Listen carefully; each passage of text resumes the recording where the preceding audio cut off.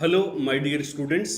आज के इस वीडियो में आपसे बात करने वाला हूं हाइड्रोकार्बन्स के पीवाईक्यूज के बारे में। हाइड्रोकार्बन्स के अंदर alkane, alkene, alkyne as well as benzene and toluene consider किए जाते हैं। और इस वीडियो में पिछले 20-21 सालों में जितने भी क्वेश्चन आए हैं उन सबको हम यहाँ पर डिस्कस करेंगे। तो अगर आप पूरा वीडियो देखते हैं तो डेफिनेटली आपके जो कॉन्सेप्ट हैं वो revise as well as prepare होते चले जाएंगे। तो आइए आज का जो वीडियो है उसको स्टार्ट करते हैं। Question number 1 all India PMT 2001 में पूछा गया क्वेश्चन है। इसके अंदर बच्चों एक एल्कीन आपको पहचाननी है जिसका ओजोनलाइसिस करने पर बनने वाला प्रोडक्ट आपको दिया हुआ है। वो प्रोडक्ट क्या आपको दिया हुआ है, ध्यान से रीड करिएगा। एक जो प्रोडक्ट है वो आपको बता रखा है 3 कार्बन वाला एल्डिहाइड यानी कि प्रोपेनॉल, और दूसरा वाला जो प्रोडक्ट है ये आपको बता रखा है एसीटोन। ऐसे क्वेश्चंस को करते समय सिंस आपके सामने ऑप्शन होते हैं तो आप ऑप्शन की हेल्प डेफिनेटली लिया करिए। और ओजोनलाइसिस करने का तरीका आप लोग जानते हैं। आपको करना क्या होता है बच्चों, जो डबल बॉन्ड होता है उस डबल बॉन्ड को कट करके एक एक ऑक्सीजन दोनों sp2 कार्बन पर जो अटैच करने होते हैं, तो जो आंसर बनेगा वो साफ साफ आपके सामने आ जाता है। तो पहले वाले ऑप्शन में देखिए, यहां से बन रहा है 3 कार्बन का एल्डिहाइड और यहां से बन रहा है एसीटोन। अरे यही तो क्वेश्चन की डिमांड थी, तो ऑब्वियसली इसका आंसर फर्स्ट रहेगा। इसी तरीके से बच्चों अगर आप बाकी ऑप्शन को भी सॉल्व करना चाहें तो तरीका वही लगा दीजिएगा, तो बाकी ऑप्शन से किस प्रकार का प्रोडक्ट बनेगा वो भी बड़े आराम से आपको नजर आ जाएगा। क्वेश्चन नंबर 2, इसके अंदर आपको एक ऑर्गेनिक कंपाउंड ए है जो रिकॉग्नाइज करना है और उसके बारे में कुछ इंफॉर्मेशन आपको दे रखी हैं। क्या इंफॉर्मेशन आपको दे रखी हैं? पहली इंफॉर्मेशन आपको दे रखी है कि अगर सोडियम प्लस ईथर मिलाया जाए तो एक हाइड्रोकार्बन बनाता है, और वो हाइड्रोकार्बन ऐसा होता है जिसका मोनोक्लोरिनेशन करने पर केवल और केवल एक प्रोडक्ट बन सकता है। तो आइए बच्चों ऑप्शन के हिसाब से चलना मेरे हिसाब से एडवाइजेबल रहेगा। तो सबसे पहले अगर मैं ऑप्शन नंबर 1 की बात कर लूं तो आपको दिया हुआ है टर्शियरी ब्यूटाइल क्लोराइड। सबसे पहले अपन टर्शियरी ब्यूटाइल क्लोराइड लिख लेते हैं। अब ये जो टर्शियरी ब्यूटाइल क्लोराइड है, इस टर्शियरी ब्यूटाइल क्लोराइड में हम करा देते हैं वुड्स रिएक्शन, यानी कि सोडियम प्लस ईथर के साथ रिएक्शन। तो बच्चों जब आप वुड्स रिएक्शन करवाते हैं तो इसके अंदर क्या होता है, आर फ्री रेडिकल बनता है जो अपनी दूसरी स्पीसीज के साथ क्लब होकर के आर आर प्रकार का हाइड्रोकार्बन बना देता है। तो आइए इसका जो आर आर प्रकार का हाइड्रोकार्बन है वो एक बार लिख लेते हैं। तो ये हो जाएगा बच्चों इसका आर आर प्रकार का हाइड्रोकार्बन। अब क्वेश्चन के अंदर जो अगली शर्त आपको दे रखी है उसके हिसाब से सोचें, मोनोक्लोरिनेशन यानी क्लोरीन के एक मॉलिक्यूल के साथ रिएक्शन करनी है। अब कितने आंसर बनेंगे ये availability of the different hydrogens पर डिपेंड करती है। यहां पर मजेदार बात देखिएगा कि सारे के सारे जो हाइड्रोजन हैं CH3 की फॉर्म में वो यूनिफॉर्म हैं, एक जैसे हैं। यानी जब आप इसका हाइड्रोजन का क्लोरीन से सब्स्टिट्यूशन करोगे तो केवल एक ही आंसर बनेगा, और यही क्वेश्चन की डिमांड है। और इसीलिए बच्चों इस क्वेश्चन का जो आंसर होगा वो ऑप्शन नंबर 1 रहेगा। यही प्रोसेस आप बाकी ऑप्शन में भी लेकर के चलोगे तो बच्चों उसमें जो हाइड्रोकार्बन बनेगा ना वो ऐसा बनेगा जिसके प्रोडक्ट एक नहीं 2 या 2 से ज्यादा बनते हुए आपको नजर आएंगे। क्वेश्चन नंबर 3, इसके अंदर एक एल्कीन आपको दे रखी है और आपको बोला हुआ है कि अगर आप इसका ऑक्सीडेशन करते हैं NaIO4 और KMnO4 की सहायता से तो क्या बनेगा। तो बच्चों ये जो रिएजेंट आपको दिया हुआ है ये स्ट्रॉन्गर ऑक्सीडाइजिंग एजेंट माना जाता है, और किसी भी एल्कीन का जब आप स्ट्रॉन्गर ऑक्सीडाइजिंग एजेंट से ऑक्सीडेशन करते हैं तो उसका तरीका ये होता है कि पहले तो यहाँ पर आप एक एक ऑक्सीजन लिख दीजिए, है ना। यहाँ पर बच्चों हाइड्रोजन मान करके चलिएगा, मिसिंग है वो। तो जैसे आप एक एक ऑक्सीजन लिखोगे लेफ्ट हैंड साइड से कीटोन बनेगा और राइट हैंड साइड से एल्डिहाइड बनेगा। और हम जानते हैं कि कीटोन फर्दर ऑक्सीडाइज नहीं होते लेकिन एल्डिहाइड तो हो जाते हैं। तो इस एल्डिहाइड का एक बार वापस से आप ऑक्सीडेशन कर दीजिएगा तो इस तरीके से जो एंड प्रोडक्ट होगा वो आपको नजर आ जाएगा। तो ध्यान से देखिए बच्चों, लेफ्ट हैंड साइड से तो बना एसीटोन और राइट हैंड साइड से बना एसिटिक एसिड, और ये आपको दिया हुआ है ऑप्शन नंबर 2 में। तो दैट्स वाई इस क्वेश्चन का आंसर सेकंड रहेगा। Question number 4, which of the following is free radical substitution reaction. यानी एनवायरनमेंट ऐसा होना चाहिए जिसमें होमोलाइटिक क्लीवेज यानी कि फ्री रेडिकल बने, और उसके साथ साथ जो प्रोडक्ट है वो भी सब्स्टिट्यूशन से बनने वाला होना चाहिए। आइए चेक करते हैं।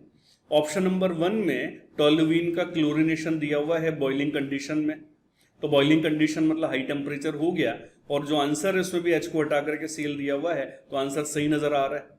बाकी ऑप्शन भी एक बार चेक करना चाहूंगा। ऑप्शन नंबर 2 में एनहाइड्रस एल्यूमिनियम क्लोराइड दिया हुआ है और बेंजीन की मिथाइल क्लोराइड से रिएक्शन है, तो ये तो बच्चों इलेक्ट्रोफिलिक सब्स्टिट्यूशन रिएक्शन है, ESR है। ऑप्शन नंबर 3 की अगर मैं बात कर लूं तो इसमें बच्चों NSR होती हुई नजर आ रही है, क्योंकि मेटल से जुड़ा हुआ NO2 ग्रुप आपको दिया हुआ है जो अल्टीमेटली Cl को रिप्लेस करके प्रोडक्ट में नजर आ रहा है। ओके, और जो लास्ट वाला ऑप्शन है इसमें तो पाई बॉन्ड तोड़ करके रिएजेंट जोड़ा गया है, तो ये तो एक प्रकार की एडिशन रिएक्शन है, जबकि यहां पर तो सब्स्टिट्यूशन पूछा गया था, तो इसीलिए इसका आंसर केवल और केवल ऑप्शन नंबर 1 सही रहेगा। Question number 5 all India PMT 2003 में पूछा गया क्वेश्चन है the correct order of reactivity towards electrophilic substitution in the given compounds. जो कंपाउंड्स हैं उसमें आपको दिया हुआ है एनिलीन, बेंजीन और नाइट्रोबेंजीन। तो बच्चों आप जानते हैं कि जो ESR होती है, इस ESR के अंदर आपको देखनी होती है बेंजीन रिंग के ऊपर इलेक्ट्रॉन डेंसिटी। ओके, तो अगर मैं एनिलीन की बात करता हूं तो एनिलीन के अंदर NH2 ग्रुप जुड़ा हुआ है जो कि प्लस M इफेक्ट लगाएगा, यानी कि रिएक्टिविटी बढ़ाने के लिए फेवरेबल है। और अगर मैं नाइट्रोबेंजीन की बात करता हूं तो इसमें नाइट्रो ग्रुप जुड़ा हुआ है जो कि इलेक्ट्रॉन विड्रॉइंग ग्रुप है, जो कि -M इफेक्ट लगाएगा, जो ESR के लिए फेवरेबल नहीं है। यानी कि ऑर्डर की अगर अपन बात कर लें तो सबसे आगे आ जाएगा फर्स्ट, उसके बाद आएगा सेकंड और सबसे लास्ट में आएगा थर्ड, जो कि ऑप्शन नंबर 4 में साफ साफ दिखाई दे रहा है। क्वेश्चन नंबर 6 ये बच्चों एम्स 2003 में पूछा गया क्वेश्चन है। एक रिएक्शन है, इसका प्रोडक्ट हमें बनाना है, तो आइए लिख करके देखें। आपको दिया हुआ है बेंजीन और इसकी जो रिएक्शन है ये आपको करनी है आइसोब्यूटीन के साथ। तो बच्चों जो आइसोब्यूटीन है ये हो जाता है दिस वन, और जो मीडियम आपको दिया हुआ है ये दिया हुआ है आपको सल्फ्यूरिक एसिड, यानी कि एसिडिक मीडियम, जो कि H+ देने का काम करेगा। अब आराम से आप सोचें कि यार जो एल्कीन है ये H+ से रिएक्शन कर सकता है, तो जैसे ही ये H+ के साथ रिएक्शन करिएगा तो क्या बना लेगा? यस, एक प्रकार का कार्बोकेटाइन बना लेगा, एक प्रकार का इलेक्ट्रोफाइल बना लेगा, दिस वन। अब ये जो इलेक्ट्रोफाइल बना है, ये जो कार्बोकेटाइन बना है, ये बेंजीन रिंग पर जाकर के ESR करेगा, और जैसे ही बेंजीन रिंग पर ESR होगी तो एज अ रिजल्ट हम क्या करेंगे कि बेंजीन का जो हाइड्रोजन है उसको हटा करके टर्शियरी ब्यूटाइल ग्रुप वहां पर इंट्रोड्यूस कर देंगे, और यही इस क्वेश्चन का आंसर माना जाएगा। तो आपका जो आंसर है इसका नाम क्या हो गया? टर्शियरी ब्यूटाइल बेंजीन, और ये आपको नजर आ रहा है ऑप्शन नंबर 2 के अंदर। Question number 7 which of the following compound possesses carbon hydrogen bond with the lowest bond dissociation energy. तो सबसे पहले बच्चों कंसेप्ट की अगर आपसे बात कर लूं तो जो बॉन्ड डिसोसिएशन एनर्जी होती है ये होती है रिएक्टिविटी के इनवर्सली प्रोपोर्शनल, है ना। लिख भी देते हैं आपके लिए कॉन्सेप्ट। कार्बन हाइड्रोजन बॉन्ड की जो डिसोसिएशन एनर्जी होती है ये होती है रिएक्टिविटी के इनवर्सली प्रोपोर्शनल, और रिएक्टिविटी निकालने का टूल आप जानते हैं stability of the free radical, ठीक है ना। तो stability of the carbon free radical, यानी यहां पर आपसे पूछी जा रही है लोएस्ट डिसोसिएशन एनर्जी, तो आपका टारगेट हो गया कि आप CH बॉन्ड को जब ब्रेक करोगे तो जो फ्री रेडिकल बनने वाला होगा उसकी स्टेबिलिटी होनी चाहिए सबसे ज्यादा। आइए ऑप्शन को चेक कर लें। टोल्यूइन के अंदर अगर आप मिथाइल वाला CH बॉन्ड तोड़ेंगे, पेशेंटली सुनिएगा बच्चों बात को, अगर आप CH वाला बॉन्ड तोड़ेंगे, होमोलाइटिक क्लीवेज करेंगे, तो बेंजाइलिक फ्री रेडिकल बनेगा जो रेजोनेंस की वजह से काफी ज्यादा स्टेबल है, और आई थिंक इतना ज्यादा स्टेबल आपको एल्केन्स में या बेंजीन में तो नहीं मिलेगा। तो दैट्स वाई इस क्वेश्चन का जो आंसर है ये ऑप्शन नंबर 1 ही रहेगा। Question number 8 among the following the most reactive towards alcoholic क्यूवेज इज। तो बच्चों कुछ एल्किल हैलाइड आपको दिए जा रहे हैं और आपसे बोला जा रहा है कि अगर इसमें आप एल्कोहलिक क्यूवेज मिलाते हैं तो कौन से कंपाउंड की रिएक्टिविटी सबसे ज्यादा होगी। तो बच्चों पहली बात कि आप किसी भी हैलाइड के अंदर एल्कोहलिक क्यूवेज मिलाते हैं तो ये E2 रिएक्शन मानी जाती है।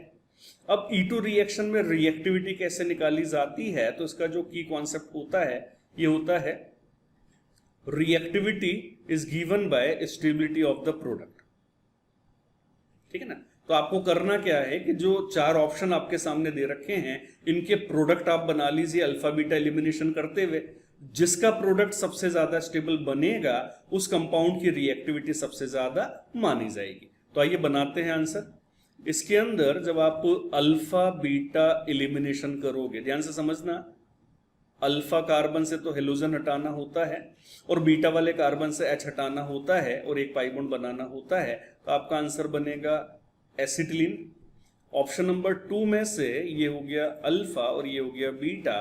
तो आप जब अल्फा बीटा एलिमिनेशन करोगे तो ये बनेगा CH3 C double bond O CH double bond CH2, यानी कि एक ऐसा कंपाउंड जिसके अंदर दो पाई बॉन्ड ऑल्टरनेट आ रहे हैं, यानी कि रेजोनेंस स्टेबिलिटी मुझे साफ साफ यहां पर दिखाई दे रही है।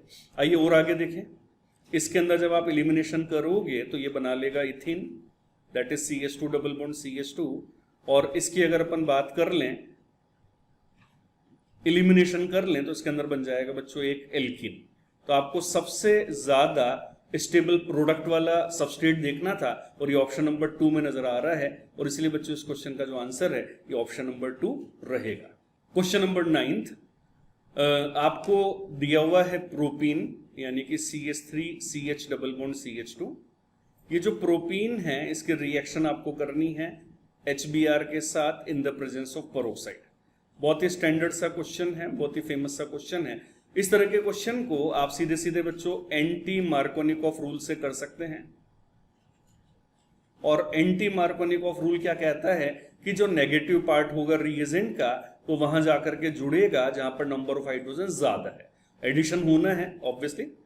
तो जैसे ही आप रूल को फॉलो करोगे तो जो ब्रोमीन है वो तो आ जाएगा राइट साइड पे और लेफ्ट हैंड साइड पर आ जाएगा हाइड्रोजन, यानी आपका आंसर ऐसे बना।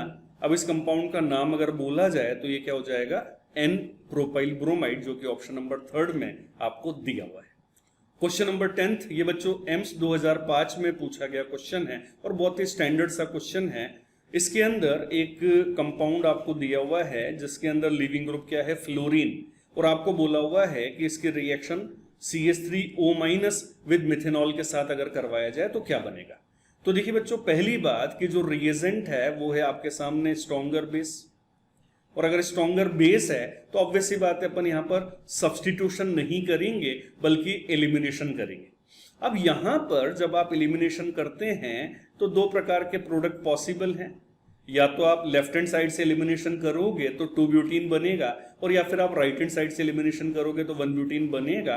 लेकिन बच्चों हमेशा ध्यान रखिए कि जब फ्लोरीन दिया हुआ होता है जो कि एक घटिया लिविंग ग्रुप माना जाता है तो इसमें सेडजेफ रूल नहीं बल्कि हॉफमैन रूल काम आता है, और हॉफमैन रूल बोलते से आप समझ गए होंगे कि इसके अंदर मेजर आंसर 2 ब्यूटीन नहीं बल्कि 1 ब्यूटीन बनेगा। ओके, तो जो ऑप्शन है उसमें 1 ब्यूटीन ऑप्शन नंबर 3 में दिया हुआ है, तो वही आंसर इस क्वेश्चन के लिए सही माना जाएगा। हाँ जी, नेक्स्ट क्वेश्चन आपके सामने है, एम्स 2005 में पूछा गया क्वेश्चन। बच्चों इसके अंदर एक रिएक्शन आपको दे रखी है और उसमें बनने वाला मेजर आंसर हमें पहचानना है। आइए सॉल्व करके देखते हैं। यहां पर आपको दिया हुआ है 3 फिनाइल प्रोपीन।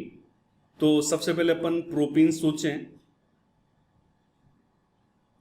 तो ये तो हो जाएगा प्रोपीन, और इसमें नंबर 3 पर फिनाइल है तो नंबर 3 डबल बॉन्ड से नंबरिंग होगी तो ये हो जाएगा नंबर 3 पे फिनाइल, तो ये हो गया 3 फिनाइल प्रोपीन। अब इसकी जो रिएक्शन है ये आपको करनी है HBr के साथ।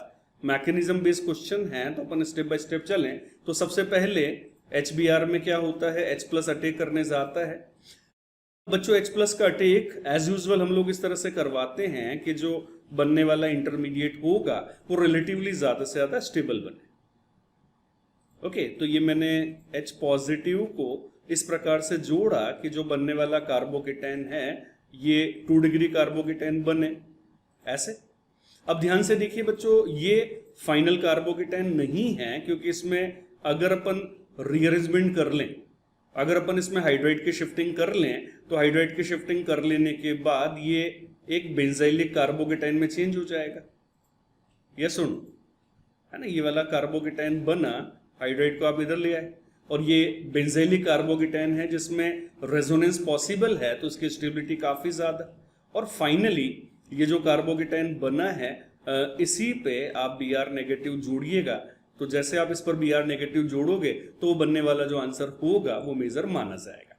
तो आइए बच्चों ऑप्शन देखें। फिनाइल वाले कार्बन के पास ब्रोमीन होना चाहिए, इसमें नहीं है। फिनाइल वाले कार्बन के पास ब्रोमीन और उसके आगे इथाइल, यस, तो दैट्स वाइज क्वेश्चन का जो आंसर है ये ऑप्शन नंबर सेकंड होगा। क्वेश्चन नंबर 12, इसके अंदर बच्चों आपसे पूछा जा रहा है कि अगर कैटालाइटिक हाइड्रोजनेशन करवाया जाए तो ऐसा कौन सा कंपाउंड है जो फास्टेस्ट रिएक्शन करेगा, यानी रिएक्टिविटी के बारे में आपसे पूछा जा रहा है। तो बच्चों ये जो रिएक्शन होती है इसके अंदर रिएक्टिविटी निकालने का सबसे सिंपलेस्ट जो तरीका होता है ये होता है steric hindrance. Reactivity is inversely proportional to the steric hindrance, ठीक है। क्योंकि होगा क्या कि अगर मान लो हाइड्रोजन जुड़ना चाह रहा है और बीच में आपने बल्कि ग्रुप एज एल्किल ग्रुप जोड़ा तो हाइड्रोजन को जोड़ने में दिक्कत आएगी, तो हाइड्रोजन बीच में आ जाएगा तो कोई दिक्कत नहीं है, लेकिन अगर बीच में एल्किल ग्रुप आया तो डेफिनेटली वहां पर प्रॉब्लम मानी जाएगी। उसके अलावा आप जानते हैं कि जो हाइड्रोजनेशन होता है ये बच्चों सिन एडिशन होता है, यानी जब आप हाइड्रोजन को जोड़ोगे तो ये भी दिमाग में रखिएगा कि हाइड्रोजन जुड़ेगा कहां से, सेम साइड से, क्योंकि इसमें सिन एडिशन इन्वॉल्व होता है। तो आइए ध्यान से देखें। इसके अंदर तो एवरीवेयर आपको बल्कि ग्रुप नजर आ रहे हैं, तो रिएक्टिविटी मिनिमम मानी जाएगी। इसके अंदर सोचिएगा कि यार यहां से अगर H2 आना चाहे तो रोक टोक करने वाला कौन है? आप बोलोगे सर एल्किल ग्रुप है। अरे बेटा वो तो अपोजिट साइड है ना, हाइड्रोजन चालक से यहां से आ जाएगा, क्योंकि देखिए दो एल्किल ग्रुप तो सभी में है, इसमें भी है, तो दो एल्किल ग्रुप तो है ही सही, यानी एक सिग्निफिकेंट हिंड्रेंस तो रहेगा ही रहेगा, उसको तो आप खत्म नहीं कर सकते। लेकिन यहां पर तो 3-3 आर हैं तो हिंड्रेंस और ज्यादा है। अब इन दोनों की अगर मैं बात कर लूं तो अपन ऐसे बोल सकते हैं कि यार इस वाली साइड से सिन एडिशन फेवरेबल है, यानी हाइड्रोजनेशन फास्ट होगा, और इसलिए इस क्वेश्चन का जो आंसर है ऑप्शन नंबर सेकंड दिया जाएगा। हाँ जी, इस क्वेश्चन में आपको दिया हुआ है ऑक्सीडेटिव ओजोनोलाइसिस, ठीक है ना, क्योंकि आपको जिंक नहीं दिया हुआ है, आपको दिया हुआ है ओजोन और उसके बाद में हाइड्रोलाइसिस करने को आपको बोला जा रहा है। तो बेटा ओजोलाइसिस का तरीका तो वही होता है ना, इस वाले बॉन्ड को तोड़ करके पहले आपको ऑक्सीजन लाना होता है, और ऑक्सीडेटिव है इसलिए आप उसको तोड़ ही चुके हैं, तो अल्टीमेटली आपको वहां पर एसिड बनाना होता है। तो आराम से देखिए, लेफ्ट हैंड साइड में 2 कार्बन हैं तो 2 कार्बन का एसिड बन जाएगा, और राइट हैंड साइड में टोटल 3 कार्बन नजर आ रहे हैं तो 3 कार्बन का एसिड बन जाएगा, यानी ऑप्शन नंबर 2 सही रहेगा इस प्रकार के क्वेश्चन में। क्वेश्चन नंबर 14, इसके अंदर बच्चों 1 ब्यूटाइन आपको दिया हुआ है और इसके 2 रिएजेंट से रिएक्शन करके जो बनने वाला आंसर होगा वो आपको निकालने को बोला जा रहा है। तो बच्चों पहली वाली जो स्टेप है इसमें तो आप मार्कोनिकॉफ का फर्स्ट रूल लगा सकते हैं। तो जैसे ही मार्कोनिकॉफ का फर्स्ट रूल लगाएंगे तो मार्कोनिकॉफ का फर्स्ट रूल कहता है कि जो negative part of the reagent है वो कहां जाएगा, उस sp कार्बन पे जाएगा जिस पे नंबर ऑफ हाइड्रोजन कम है, यानी कि इस वाले कार्बन पर।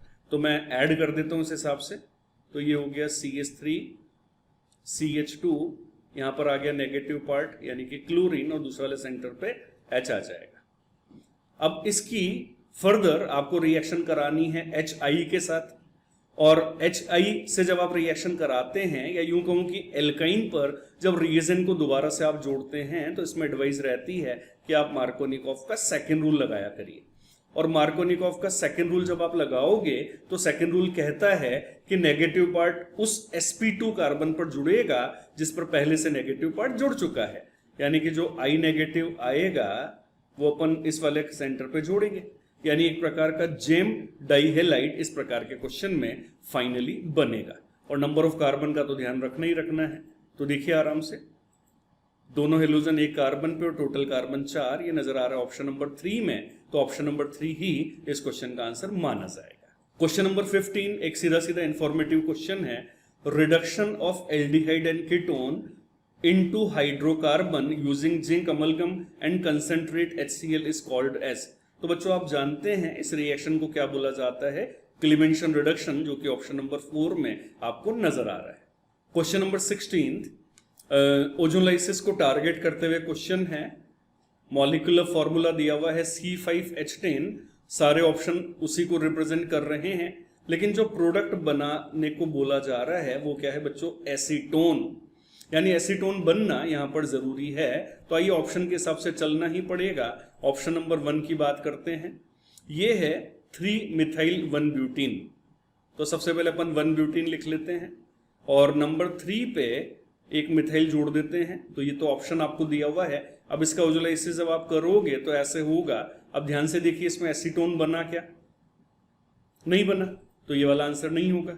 ऑप्शन नंबर 2 की बात कर लेते हैं, साइक्लोपेंटीन। ये हो गया बच्चों साइक्लोपेंटीन, इसका ओजोलाइसिस कर लीजिए। एसीटोन बनेगा क्या, नहीं बनेगा, बल्कि इसमें तो एक ही कंपाउंड बनेगा, तो ये भी आंसर नहीं है। अगला वाला ऑप्शन है 2-मिथाइल-1-ब्यूटीन। पहले 1-ब्यूटीन लिख लेते हैं, नंबर 2 पे मिथाइल जोड़ देते हैं, ओजोलाइसिस कर लेते हैं। आई थिंक बच्चों इसमें भी एसीटोन नहीं बन रहा है, तो आंसर 4 ही होगा, लेकिन एक बार मैं चाहूंगा कि लिख करके जरूर देखें। ओके, तो ये हो गया 2-मिथाइल-2-ब्यूटीन। अब इसका ओजोलाइसिस कर लीजिए। तो जैसे ही ओजोलाइसिस आप करोगे तो लेफ्ट हैंड साइड से बच्चों एसीटोन चमकता हुआ नजर आ रहा है, और इसीलिए इस क्वेश्चन का जो आंसर होगा वो ऑप्शन नंबर 4 माना जाएगा। क्वेश्चन नंबर 17, एक अनसिमेट्रिकल एल्कीन आपको दे रखी है और HBr से रिएक्शन करनी है, और आपको बोला जा रहा है कि जो प्रीडोमिनेटिंग यानी कि मेजर आंसर बनेगा वो यहां पर क्या बनेगा। तो बच्चों ये भी अगेन एक मैकेनिज्म ओरिएंटेड बढ़िया क्वेश्चन है, और ऐसे क्वेश्चन हमेशा मेरी तरफ से आप स्टार क्वेश्चन मान करके चलिएगा, जो इस बार के एग्जामिनेशन में पूछे जा सकते हैं। तो आइए सिस्टमेटिकली मैकेनिज्म वाइज चलेंगे। तो सबसे पहले इलेक्ट्रोमेरिक शिफ्टिंग करते हुए आप H पॉजिटिव जोड़िएगा। तो जैसे ही आप H पॉजिटिव जोड़ोगे इंटरमीडिएट कार्बोकेटाइन बनेगा इस प्रकार का, देखिए आराम से, ठीक है ना। आपने यहाँ पे H पॉजिटिव को जोड़ा तो ये पड़ोस वाला जो सेंटर है इस पर पॉजिटिव आएगा। एक हाइड्रोजन ज्यादा लिखने में आ गया, हटा देते हैं उसको, ठीक है। तो ये तो हो गया स्टेप नंबर 1 में बनने वाला कार्बोकेटाइन। अब बच्चों आप ध्यान से देखिएगा, इसमें अगर आप हाइड्रेट की शिफ्टिंग करते हैं तो ये जो 2 डिग्री कार्बोकेटाइन है ये कन्वर्ट हो जाएगा 3 डिग्री कार्बोकेटाइन में, यस और नो। तो आपने हाइड्रेट की शिफ्टिंग करके इसको 3 डिग्री कार्बोकेटाइन में चेंज कर लिया। अब फाइनली आपको Br नेगेटिव इस पर जोड़ना है, और जैसे Br नेगेटिव जोड़ेंगे तो बनने वाला जो आंसर होगा वो मेजर आंसर माना जाएगा। तो आइए बच्चों ऑप्शन देखें। ऑप्शन नंबर 1 में आई थिंक रेस्पेक्टिव आंसर नजर आ रहा है, तो वही आंसर इसमें सही मानिएगा। क्वेश्चन नंबर 18, ये बच्चों ऑल इंडिया PMT 2008 में पूछा गया क्वेश्चन है, और क्वेश्चन है रिएक्टिविटी टुवर्ड्स इलेक्ट्रोफिलिक अटैक के बारे में। तो एज यूजुअल इलेक्ट्रॉन डेंसिटी यहां पर आपको देखनी होती है, वो इलेक्ट्रॉन डेंसिटी बढ़ाने में सबसे ज्यादा फेवरेबल कौन है, +M वाले ग्रुप। तो आइए चेक करते हैं। नाइट्रो -M अप्लाई करेगा, OH +M अप्लाई करेगा, क्लोरीन डोमिनेटिंगली -I अप्लाई करेगा, और CH2OH OH का लोन पेयर रेजोनेंस तो कर नहीं पाएगा, तो ये भी अल्टीमेटली -I प्रोवाइड करेगा। तो एक ही ग्रुप है जो कि एक्टिवेटिंग है, काफी ज्यादा फेवरेबल है OH, और इसलिए इस क्वेश्चन का आंसर सेकंड होना चाहिए। क्वेश्चन नंबर 19, इसके अंदर बच्चों आपको बोला जा रहा है कि बेंजीन की रिएक्शन मिथाइल क्लोराइड से करा दीजिए इन the presence of anhydrous aluminium chloride. तो बच्चों देखिए, एनहाइड्रस एल्यूमिनियम क्लोराइड जब आप मिथाइल क्लोराइड में मिलाते हैं तो ये क्या करता है, यहां से CCl बॉन्ड तोड़ करके CH3 पॉजिटिव यानी कि एक प्रकार का इलेक्ट्रोफाइल बना देता है। अब ये CH3 पॉजिटिव जब बेंजीन रिंग पर जाकर के ESR करेगा तो हाइड्रोजन के बदले मिथाइल इंट्रोड्यूस होगा, यानी कि आपका जो आंसर है वो क्या बन जाएगा, टोल्यूइन, जो कि ऑप्शन नंबर 2 में दिया हुआ है। क्वेश्चन नंबर 20 ध्यान से रीड करिए। Nitrobenzene can be prepared from benzene by using a mixture of concentrate HNO3 and concentrate H2SO4। In this mixer nitric acid works as. तो बच्चों जो बेंजीन का नाइट्रेशन होता है उस नाइट्रेशन की मैकेनिज्म को टारगेट करते हुए बनाया हुआ क्वेश्चन है। तो आइए हल्का सा जो मैकेनिज्म है वो मैं एक बार आपको रिव्यू करा देता हूं। तो देखिए, एक तो होता है कंसंट्रेट HNO3 और एक होता है कंसंट्रेट H2SO4। इन दोनों कंपाउंड को बच्चों जब आपस में मिलाया जाता है तो सिंस H2SO4 की एसिडिक नेचर काफी ज्यादा होती है, तो दैट्स वाई ये जो H2SO4 है ये प्रोटॉन देने का काम करेगा, और जो नाइट्रिक एसिड में ऑक्सीजन का लोन पेयर है वो प्रोटॉन एक्सेप्ट करने का काम करेगा। ठीक है ना। तो मैं एक बार इस लाइन को आधा नहीं छोड़ सकता यार, पूरा तो लिखूंगा ही लिखूंगा। ठीक है, तो यहां से तो बन जाता है एक ऑक्सोनियम आयन, और यहां से नेगेटिव आयन को अलग कर दीजिए। ओके, और इसके बाद ये जो ऑक्सोनियम आयन है ये एक गुड लिविंग ग्रुप की फॉर्म में यहां से निकल जाता है, और यहां से तैयार हो जाता है NO2 पॉजिटिव, जो कि इलेक्ट्रोफाइल है, जो ESR करेगा।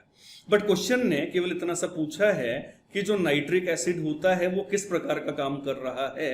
तो ध्यान से देखो, H2SO4 तो प्रोटॉन देने का काम कर रहा है, तो ये तो एसिड हो जाएगा, लेकिन नाइट्रिक एसिड प्रोटॉन को एक्सेप्ट कर रहा है, इसलिए इसको यहां पर बेस माना जाएगा, और बेस ऑप्शन नंबर 4 में आपको दिया हुआ है। Question number 21, liquid hydrocarbon can be converted into a mixture of gaseous hydrocarbon by। आपको बताना है कि ऐसा कौन सा मेथड है जिसकी सहायता से लिक्विड हाइड्रोकार्बन गैसियस हाइड्रोकार्बन में कन्वर्ट हो जाते हैं। बच्चों आप जानते हैं कि अगर अपन एल्केन्स की या हाइड्रोकार्बन की फिजिकल प्रॉपर्टीज की बात कर लें, तो उसके अंदर जैसे जैसे नंबर ऑफ कार्बन एटम कम होते जाते हैं तो उसकी जो फिजिकल स्टेट होती है वो लिक्विड से गैस की तरफ चली जाती है। तो यहां पर कहीं ना कहीं वही क्वेश्चन में पहचानने वाली बात है कि लिक्विड्स को गैसियस में कन्वर्ट करना है, और ये तब कन्वर्ट हो पाएगा जब कार्बन चेन क्रैक हो जाए। और आप जानते हैं कि कार्बन चेन को क्रैक करने वाला जो प्रोसेस होता है ये क्या कहलाता है, pyrolysis as well as cracking, और क्रैकिंग आपको ऑप्शन नंबर 2 में दिया हुआ है। क्वेश्चन नंबर 22, ध्यान से रीड करिए बच्चों। टोल्यूवीन की रिएक्शन आपको करनी है क्लोरीन के साथ, पहली बार में FeCl3 की प्रेजेंस में। तो बच्चों टोल्यूवीन की क्लोरीनेशन FeCl3 की प्रेजेंस में जब आप करोगे तो ये माना जाएगा ESR, और आप जानते हैं कि ESR में टोल्यूवीन में जो मिथाइल होता है ये क्या होता है, ऑर्थो पैरा डायरेक्टिंग ग्रुप। तो आपका जो आंसर बनेगा वो ऑर्थो प्लस पैरा का मिक्सर बनेगा। और सेकेंड रिएक्शन में आपको बोला हुआ है कि जो क्लोरीनेशन है ये करना है in the presence of light, और लाइट की प्रेजेंस में जो रिएक्शन होगी ये फ्री रेडिकल सब्स्टिट्यूशन होगी, और टोल्यूवीन के अंदर जो मिथाइल वाले 3 हाइड्रोजन होते हैं वो आसानी से फ्री रेडिकल सब्स्टिट्यूशन शो करेंगे। तो आप तीनों हाइड्रोजन का रिप्लेसमेंट कर दीजिएगा तो आपका आंसर बन जाएगा ट्राइक्लोरो मिथाइल बेंजीन। ये आपको दे रखा है ऑप्शन नंबर 3 के अंदर। Question number 23, all India PMT 2010 में पूछा गया क्वेश्चन है, N-ब्यूटेन का मोस्ट स्टेबल कन्फर्मर आपको बताना है। बच्चों आप जानते हैं कि कन्फर्मर में स्टेबिलिटी सबसे ज्यादा कब होती है, जब एंटी फॉर्म नजर आती है, क्योंकि उसके अंदर जो रिपल्शन या स्ट्रेन होता है वो मिनिमम होता है। तो आराम से आप देखिए, बल्कि ग्रुप बिल्कुल 180 डिग्री पे होने चाहिए जिसको एंटी फॉर्म बोला जाता है, और ये नजर आ रहा है ऑप्शन नंबर 2 में, तो इसी को सही आंसर माना जाएगा। नेक्स्ट क्वेश्चन, इसके अंदर बच्चों आपको दिया हुआ है 2-ब्यूटीन और इसके अंदर आपको मिलाना है HBr। तो एक बार रिएक्शन लिख करके देखें। 2-ब्यूटीन होता है ये वाला कंपाउंड, इसके अंदर जब आप HBr मिलाओगे तो किसी मार्कोनिकॉफ वगैरह की आवश्यकता नहीं है, सिमेट्रिकल सिस्टम है। तो आपने करना क्या है, एक साइड पे H और एक साइड पे Br जोड़ना है, दैट्स ऑल। तो ये मैंने इसका आंसर बनाया ये वाला। अब यहां पर ध्यान से देखिए कि मेजर आंसर के बारे में पूछा जा रहा है, लेकिन नंबर कुछ बड़े बड़े भी हैं, 2, 3, 4 टाइप के नंबर भी हैं। तो बच्चों जब भी इस प्रकार के ऑप्शन दिए जाते हैं खटाखट से आपके दिमाग में आना चाहिए कि यार स्टीरियो आइसोमेरिज्म तो कहीं नहीं पूछ सकी। और ध्यान से आप देखिए यहां पर किरिल कार्बन प्रेजेंट है, और आप जानते हैं कि सिंगल किरिल कार्बन वाला जो मॉलिक्यूल होता है इसमें 2 फॉर्म पॉसिबल होती है, जिसको या तो आप डेक्स्ट्रोलेवो बोल दीजिए या रेक्टस सिनिस्टर बोल दीजिए। तो कहीं ना कहीं रेसिमिक मिक्सर यहां पर बनता है, लेकिन अभी नंबर्स के हिसाब से अगर बोला जाए तो उसके दोनों कंपोनेंट को अलग अलग आप काउंट करिए, और उसके हिसाब से यहां पर जो आंसर होगा वो 2 बोला जाएगा। Question number 25, all India PMT 2011 में पूछा गया क्वेश्चन है, in the following reaction the major product A and C respectively are. A तो है ये वाला आंसर और C है ये वाला आंसर। आइए रिएक्शन पढ़ते हैं। बच्चों फर्स्ट वाली जो रिएक्शन है इसके अंदर एक एल्कोहल आपको दिया हुआ है और एसिड कैटेलाइज्ड डिहाइड्रेशन आपको बता रखा है। तो आप जानते हैं कि इस रिएक्शन के अंदर अल्फा बीटा एलिमिनेशन होता है और सेजेफ रूल वाली एल्कीन बनती है, और सेजेफ रूल के हिसाब से ये वाली एल्कीन तो नहीं बनेगी, या तो एल्कीन ये वाली बनेगी या फिर ये वाली बनेगी। अब ये जो एल्कीन बनी है ए, यही ए है। अब इस ए के बारे में आपको बोला हुआ है कि यार इसकी रिएक्शन HBr से करवाओ, डार्क में करवाओ यानी अंधेरे में कराओ यानी सनलाइट के बगैर करवाओ, और इन एब्सेंस ऑफ परोक्साइड। अब कंफ्यूज मत हो जाना यार, परोक्साइड की अनुपस्थिति। अरे बाबा जब एब्सेंट है तो बता क्यों रखा है यार, तो आप इसको इग्नोर करो यार। आपको करना क्या, सीधे सीधे HBr मिलाना है, और जब आप इस एल्कीन में HBr मिलाओगे तो आप सीधा सीधा मार्कोनिकॉफ का रूल लगा सकते हैं, यानी जहां पर नंबर ऑफ हाइड्रोजन कम है वहां पर ब्रोमाइड जुड़ना चाहिए। और ये नजर आ रहा है मुझे ऑप्शन नंबर 3 में, 4th में नहीं, और इसलिए इस क्वेश्चन का अल्टीमेटली जो आंसर जाएगा ये ऑप्शन नंबर 3 ही जाएगा। Question number 26, Clemmensen reduction of a ketone is carried out in the presence of which of the following. Clemmensen reduction में काम में आने वाला रिएजेंट आपसे यहां पर पूछा जा रहा है, और आप अच्छी तरह से जानते हैं कि इसमें रिएजेंट होता है zinc amalgam in the presence of concentrate HCl, जो कि ऑप्शन नंबर 3 में आपको नजर आ रहा है। क्वेश्चन नंबर 27, इसके अंदर बच्चों आपको एक अनसिमेट्रिकल एल्कीन दे रखी है और इसका एसिड कैटेलाइज्ड हाइड्रेशन करने को बोला जा रहा है, और जो मेजर आंसर बनेगा वो मेजर आंसर आपको अल्टीमेटली यहां पर पहचानना है। तो टोटली मैकेनिज्म ओरिएंटेड सवाल है, आइए मैकेनिज्म से इसको सॉल्व कर लेते हैं। तो सबसे पहले जो एल्कीन आपको दे रखी है उस एल्कीन पर H+ को आप यूटिलाइज कर लीजिए। तो जैसे ही H+ को यहां पर आप जोड़ेंगे इनिशियल कार्बोकेटाइन आपको नजर आएगा कुछ ऐसा। अब ये जो कार्बोकेटाइन बना है, सोचिएगा क्या इसमें मिथाइल की शिफ्टिंग पॉसिबल है? यस, क्योंकि जैसे ही आप मिथाइल की शिफ्टिंग करोगे ना, तो ये जो आपके सामने 2 डिग्री कार्बोकेटाइन है ये कन्वर्ट हो जाएगा 3 डिग्री कार्बोकेटाइन में। यस और नो? लिख के देखो यार, लिख के देखो। अब ये जो 3 डिग्री कार्बोकेटाइन बना है, इस 3 डिग्री कार्बोकेटाइन की रिएक्शन आपको करनी है वाटर से, और आप समझते हैं कि इस प्रकार की रिएक्शन में वाटर से क्या मिल जाएगा, OH नेगेटिव। तो बस 3 डिग्री कार्बोकेटाइन पर OH- जोड़ दीजिए, वही इस क्वेश्चन में बनने वाला मेजर आंसर माना जाएगा। कौन से ऑप्शन में लिखा हुआ है? यस, ऑप्शन नंबर 3 में, तो वही यहां पर सही आंसर होगा। Question number 28, among the following compounds the one that is most reactive towards electrophilic nitration. ESR की रिएक्टिविटी पूछी जा रही है, जो कि एरोमेटिक हाइड्रोकार्बन का सबसे स्टैंडर्ड सवाल होता है।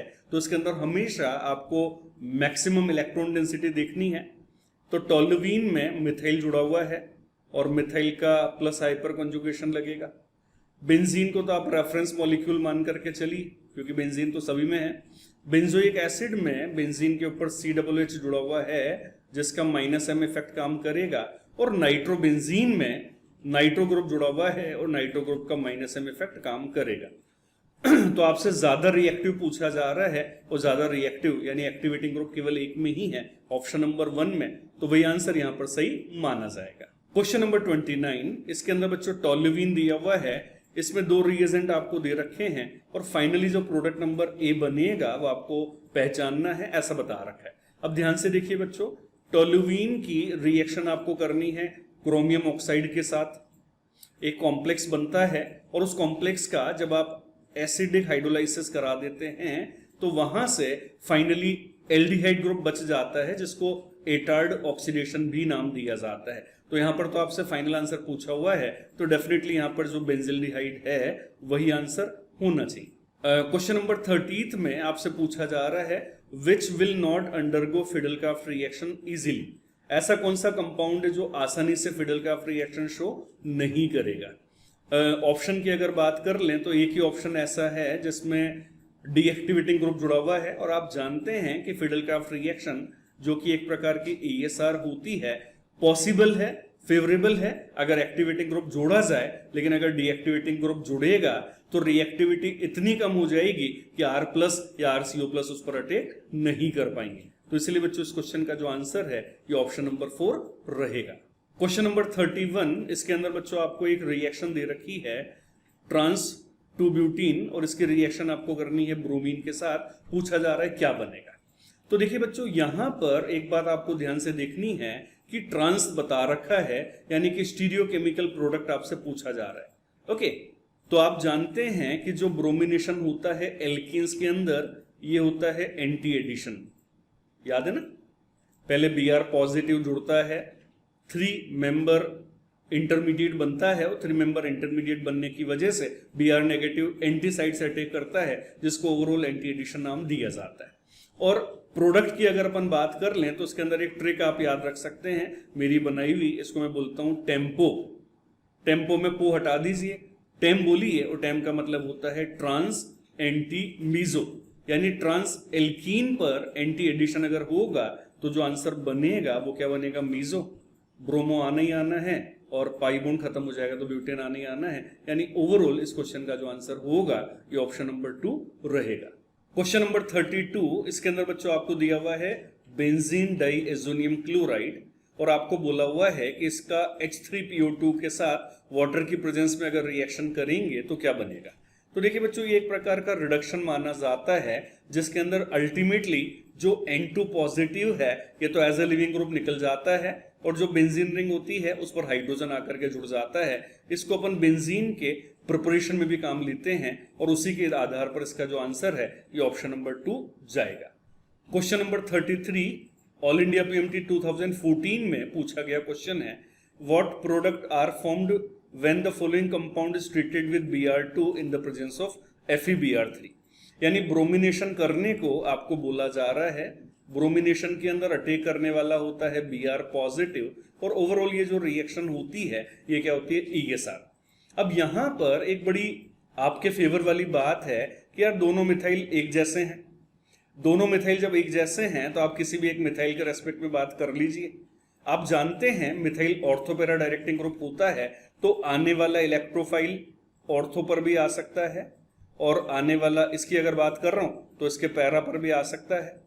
ठीक है बच्चों, ये वाली जो पोजीशन है ये वाली पोजीशन पर इलेक्ट्रोफाइल नहीं आ पाएगा क्योंकि दोनों मिथाइल की स्टेरिक क्राउडिंग की वजह से यहां पर attack of the electrophile impossible माना जाता है। ठीक है ना, तो ये वाली नॉट अलाउड है, यहां पर पॉसिबल नहीं है क्योंकि मेटा हो गया तो कुल मिलाकर के 2 पोजीशन पर इलेक्ट्रोफाइल आएगा और इन 2 पोजीशन पर इलेक्ट्रोफाइल देखिए कौन से ऑप्शन में दिखा रखा है। ये तो इसकी वजह से गलत हो जाएगा, ये भी गलत हो गया और इसके अंदर मेटा की वजह से रॉन्ग है और ये वाला एग्जैक्टली वही है जिसकी हम बात कर रहे थे, तो इसका आंसर ऑप्शन नंबर 3 होना चाहिए। क्वेश्चन नंबर 34, इसके अंदर बच्चों आपको प्रोपाइन दिया हुआ है और इसमें HBr आपको मिलाना है 2 बार और आपसे पूछा जा रहा है कि क्या बनेगा। तो बच्चों इस तरह के क्वेश्चन बड़े ट्रेडिशनल क्वेश्चन होते हैं जिसके अंदर पहले आपको मार्कोनिकॉफ का फर्स्ट रूल लगाना होता है और उसके बाद में आपको मार्कोनिकॉफ का सेकंड रूल लगाना होता है, आराम से आंसर आएगा। तो जब आप मार्कोनिकॉफ का फर्स्ट रूल लगाओगे तो bromine less number of hydrogen वाले sp कार्बन पर जुड़ेगा और जब आप मार्कोनिकॉफ का सेकंड रूल लगाओगे तो Br नेगेटिव वहां जुड़ेगा जहां पहले से नेगेटिव जुड़ चुका है, यानी अल्टीमेटली एक जेम डाइहेलाइड इस प्रकार के क्वेश्चन में बनना चाहिए, जो कि ऑप्शन नंबर 4 में आपको साफ साफ नजर आ रहा है। क्वेश्चन नंबर 35, इसके अंदर बच्चों ESR की रिएक्टिविटी आपसे पूछी जा रही है। तो आइए जो अटैच्ड ग्रुप है उसका इंपैक्ट एक बार सोचें। Methoxy lone pair containing group है तो इसका +M इफेक्ट माना जाता है। क्लोरीन भी लोन पेयर कंटेनिंग ग्रुप है लेकिन इसके अंदर जो -I होता है वो +M से ज्यादा डोमिनेटिंग होता है, इसलिए -I को प्रायोरिटी दिया जाएगा। नाइट्रो के अंदर -M और मिथाइल के अंदर +I पर कॉन्जुगेशन। तो आइए अरेंज कर देते हैं। सबसे पहले +M यानी कि फर्स्ट सबसे आगे और उसके बाद एक्टिवेटिंग ग्रुप है 4th वाले के अंदर, तो फर्स्ट के बाद आएगा 4th, फर्स्ट के बाद 4th, फर्स्ट के बाद 4th। ये वाला गलत हो गया और ये वाला गलत हो गया। अब फर्स्ट और 4th के अलावा सेकंड और थर्ड की अगर बात कर लूं तो बेटा थर्ड वाले के अंदर -M है जो इलेक्ट्रॉन डेंसिटी को काफी ज्यादा मिनिमाइज करेगा, यानी थर्ड वाले की रिएक्टिविटी होनी चाहिए सबसे कम और इसीलिए ओवरऑल इसका जो आंसर जाएगा ये ऑप्शन नंबर फर्स्ट जाएगा।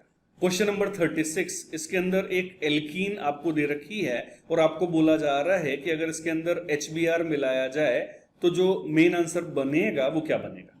अब देखिए बच्चों, नॉर्मली तो हम लोग मार्कोनिकॉफ की सहायता से आंसर अक्सर बना लेते हैं, लेकिन हम हमेशा आपको बोलते हैं कि मैकेनिज्म भी आपको आना चाहिए, क्योंकि यहां पर आप देखिए नंबर ऑफ हाइड्रोजन्स तो सेम कर रखे हैं और सिमेट्रिकल तो नहीं है, तो मैकेनिज्म के बगैर ऐसे क्वेश्चंस को करना एक तरह से इम्पॉसिबल हो जाता है। तो आपको पता है कि HBr जब इलेक्ट्रोफिलिक एडिशन करता है सबसे पहले H+ अटैक करने जाएगा, और H+ को बच्चों इस तरह से जोड़ा जाता है कि जो 2 पॉसिबल कार्बोकेटाइन होते हैं उनमें बनने वाला कार्बोकेटाइन ज्यादा से ज्यादा स्टेबल बने। तो सोचिएगा, मेरे ख्याल से अगर अपन H पॉजिटिव को यहां पर जोड़ें तो ये वाला कार्बोकेटाइन बनेगा जो कि बेंजाइलिक कार्बोकेटाइन होने की वजह से परफेक्ट है, और उसी बेंजाइलिक कार्बोकेटाइन पर फाइनली अपन Br नेगेटिव जोड़ करके मेजर आंसर बना लेंगे। तो आइए बच्चों, जैसा मैंने बताया वैसे अपन ऑब्जर्व कर लें, तो इसका जो आंसर है ये ऑप्शन नंबर 4 परफेक्ट रहेगा। क्वेश्चन नंबर 37, इसके अंदर आपको प्रोडक्ट दिया हुआ है ओजोनलाइसिस से बनने वाला, और आपको पहचानना है कि ये कौन से सबस्ट्रेट से आखिर बन सकता है। अब देखिए बच्चों, यहां पर एक चीज आपको ध्यान से देखनी पड़ेगी कि एक एंड पर तो एल्डिहाइड है और दूसरे वाले एंड पर मिथाइल कीटोन है, और उसके साथ साथ एक मिथाइल एज अ ब्रांच भी आपको दे रखा है।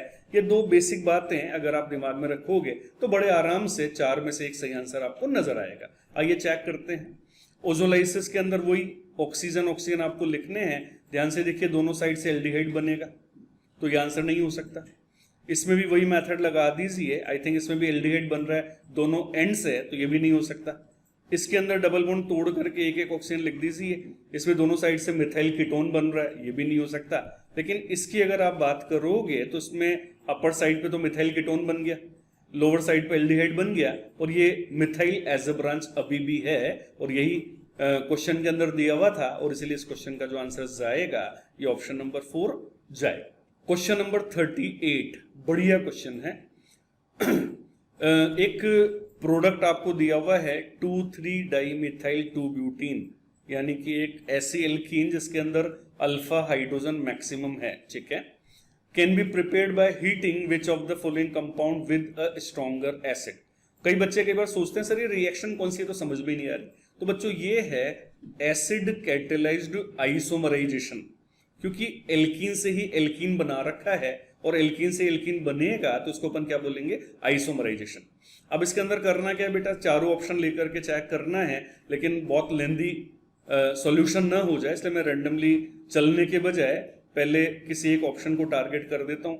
थोड़ा सा टाइम बच जाएगा, या वीडियो बहुत ज्यादा लंबा नहीं करना चाहते आप और हम, इसलिए बच जाएंगे। तो सपोज मैं ऑप्शन नंबर 4 को चेक कर रहा हूँ, आपको करने सारे ऑप्शन हैं। तो इसके अंदर जब आप H+ मिलाओगे तो इलेक्ट्रोमेरिक शिफ्टिंग करते हुए अपन एडिशन कर लेंगे।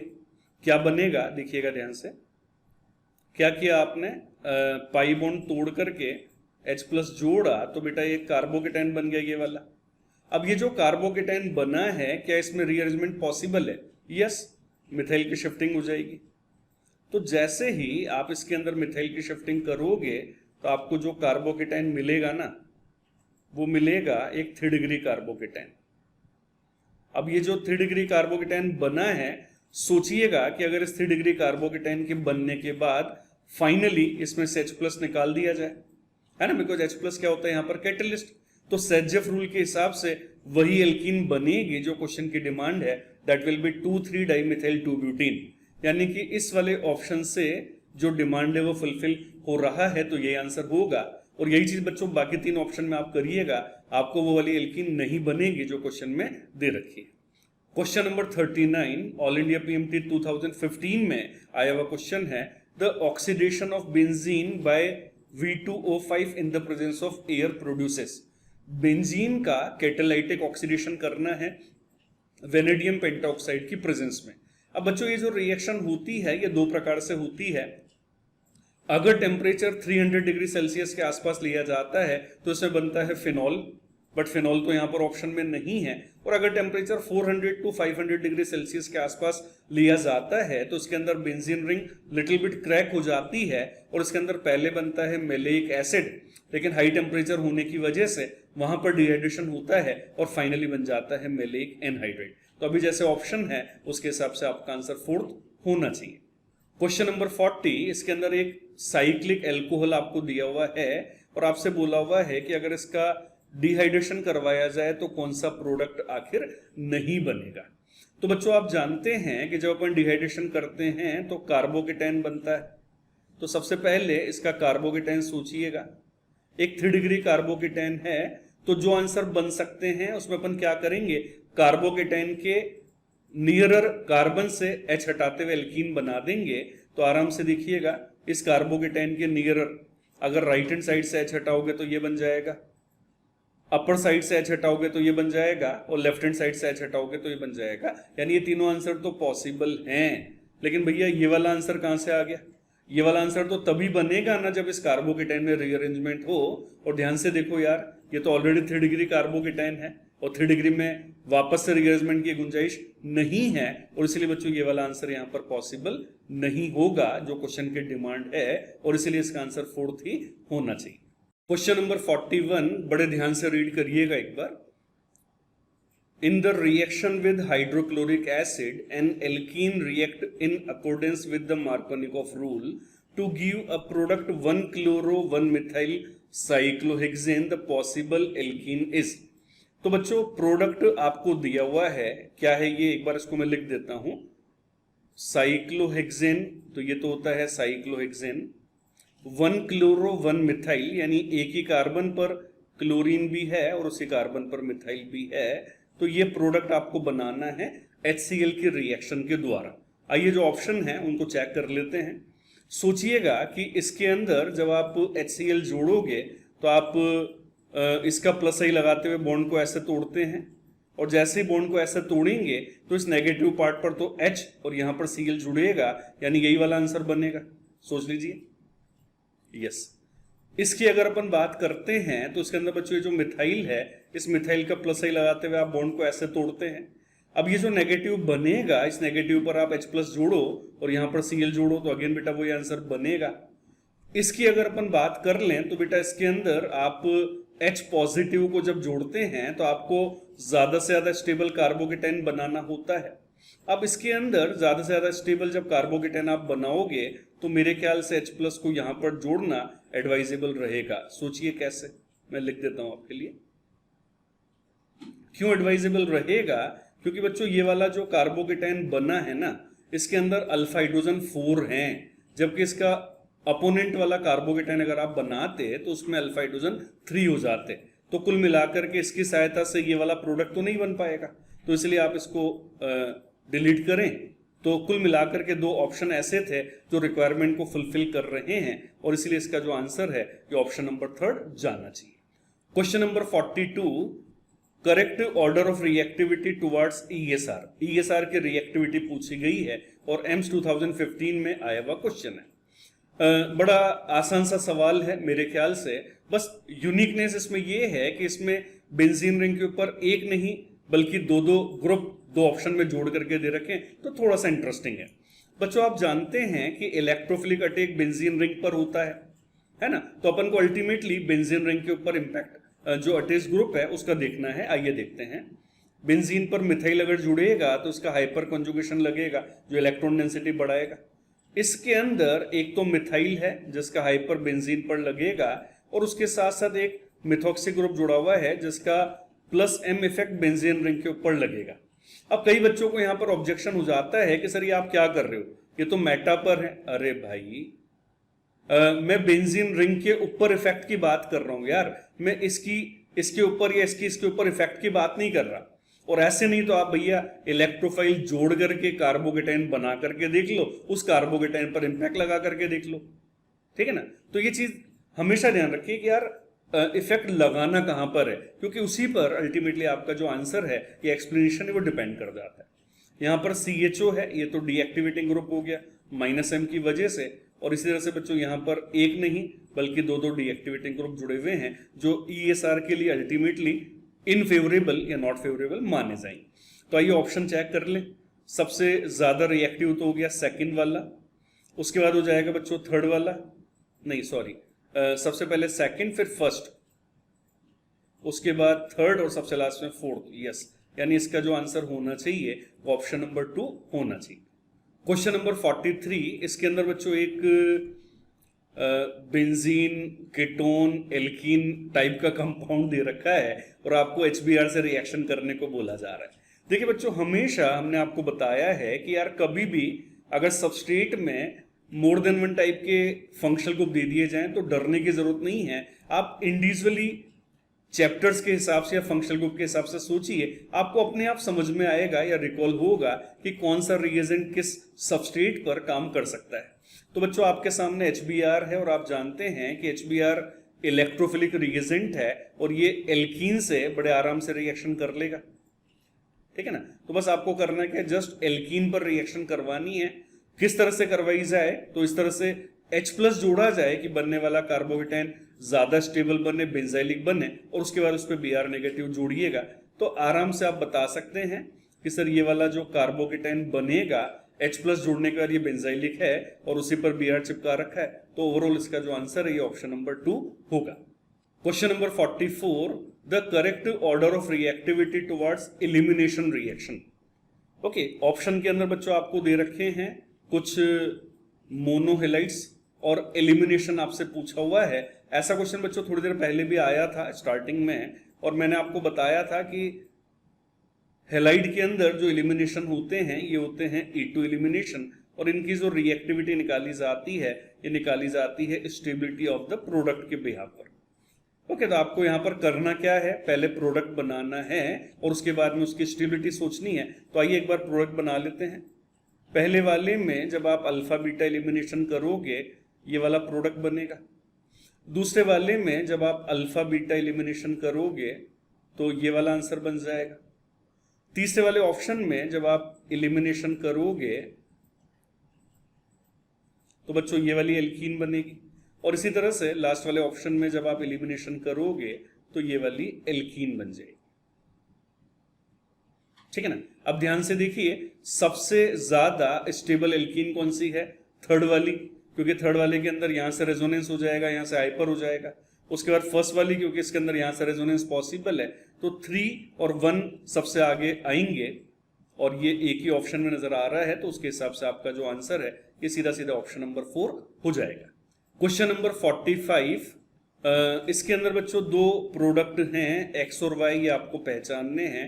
और मजेदार बात ये है कि जो रिएजेंट दिया हुआ है दोनों स्टेप्स के अंदर वो बिल्कुल सेम है, यानी अगर आपने X सही बना लिया तो Y आप बना पाओगे, लेकिन अगर आपका X गलत है तो Y आपसे नहीं बन पाएगा। रिएक्शन बहुत स्टैंडर्ड सी है जिसकी सहायता से टर्मिनल एल्काइंस को हायर एल्काइन में चेंज किया जाता है। देखिए कैसे। सबसे पहले आपको दिया हुआ है लिक्विड अमोनिया की प्रेजेंस में सोडामाइड। तो बच्चों सोडामाइड क्या करेगा, बेस है, और ये बेस क्या करेगा, यहां से H+ को हटाने का काम करेगा, ठीक है ना। H+ को हटा करके ये एक न्यूक्लियोफाइल बना देगा इस प्रकार का C-। अब ये न्यूक्लियोफाइल जब इस इथाइल ब्रोमाइड से रिएक्शन करेगा ना, तो यहां पर सब्स्टिट्यूशन रिएक्शन हो जाएगी, और अल्टीमेटली मेरा जो आंसर बनेगा, इसके अंदर ब्रोमाइड को हटा करके ये न्यूक्लियोफिलिक पार्ट में ला देता हूं। तो जैसे इसको मैं लाऊंगा तो बच्चों जो आंसर है ये ऐसा बन जाएगा। IUPAC नाम बना लीजिए इसका, क्या हो गया ये 1 2 3 4, यानी कि 1 ब्यूटाइन। तो 1 ब्यूटाइन ठीक है, 2 ब्यूटाइन गलत है, 2 ब्यूटाइन अगेन गलत है, और 1 ब्यूटाइन ठीक है। यानी यहां से हमें पता चला कि 1 ब्यूटाइन बनेगा, जो कि 2 ऑप्शन में आपको दे रखा है। अब अगली बात जो ऑलरेडी मैं बोल चुका हूं कि यार उसी तरीके से इस वाले हाइड्रोजन के बदले आप इथाइल ले आइए, है ना। उसी मैकेनिज्म को, उसी कॉन्सेप्ट को दिमाग में रखिएगा। तो जैसे ही उस हाइड्रोजन के बदले आप इथाइल यहां पर इंट्रोड्यूस करोगे तो इस प्रकार की एल्काइन बनेगी। सिमेट्रिकल है, कहीं से भी आप IUPAC नंबरिंग सोच सकते हैं। तो इसका जो नाम है ये हो जाएगा 3-हेक्साइन, और 3-हेक्साइन दिया हुआ है ऑप्शन नंबर 1 में, तो इसलिए ओवरऑल इसका जो आंसर है ऑप्शन नंबर 1 होना चाहिए। क्वेश्चन नंबर 46 नीट 2016 में आया हुआ क्वेश्चन है, और रिएक्शन को क्लासिफाई करने के लिए यहां पर पूछा जा रहा है। तो आइए ऑप्शन पढ़ते हैं। पहला वाला जो ऑप्शन है इसमें साफ साफ दिखाई दे रहा है कि यहां से ब्रोमीन और यहां से हाइड्रोजन हटा करके एक एल्कीन बना रखी है, तो ये क्या हो जाएगी, elimination reaction. Option number second को ध्यान से देखिए, इसमें लिविंग ग्रुप हटा करके OH ला रखा है, तो ये क्या हो जाएगी, सब्स्टिट्यूशन रिएक्शन। और ऑप्शन नंबर सी में यहां पर तो पाई बॉन्ड है लेकिन यहां पर तो पाई बॉन्ड नहीं है, और जब पाई बॉन्ड गायब हो जाता है, फिनिश हो जाता है, तो उसको क्या बोला जाता है, एडिशन रिएक्शन। तो आइए ऑप्शन पढ़ लेते हैं।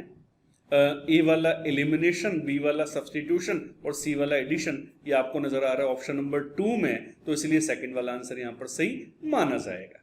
क्वेश्चन नंबर 47, लैंग्वेज थोड़ी सी ध्यान से पढ़ने की आवश्यकता है, पढ़िएगा एक बार। Which of the following compound shall not produce propene, shall not produce propene by reaction with HBr followed by elimination or direct only by elimination reaction।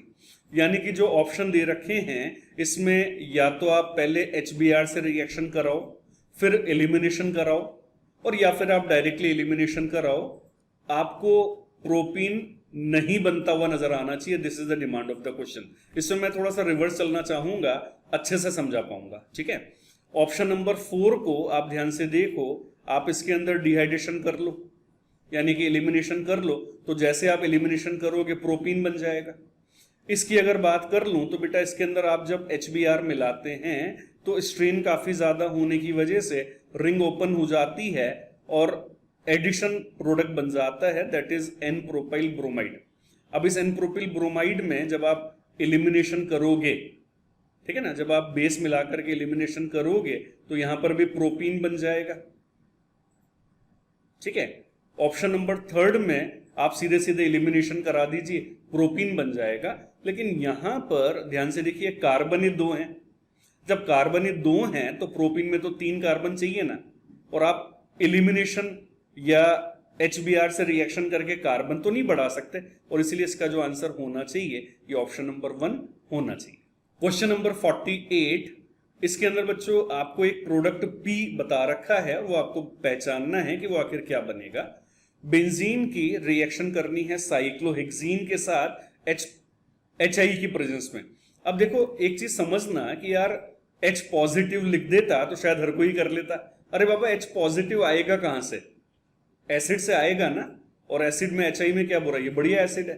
तो बस HI क्या है बच्चों, H+ का सोर्स है, तो ये क्या करेगा, साइक्लोहेक्सीन के साथ रिएक्शन करेगा और रिएक्शन करके क्या बना लेगा, एक अटैकिंग इलेक्ट्रोफाइल, एक कार्बोकेटाइन। अब ये जो कार्बोकेटाइन बना है ये बेंजीन पे जाकर के ESR कर देगा, और जैसे ही ये बेंजीन पर ESR करेगा तो ये बेंजीन पर इंट्रोड्यूस होता हुआ आपको नजर आएगा। तो ध्यान से देखिए, ऑप्शन नंबर 1 में एग्जैक्टली वो आंसर आपको दिया हुआ है।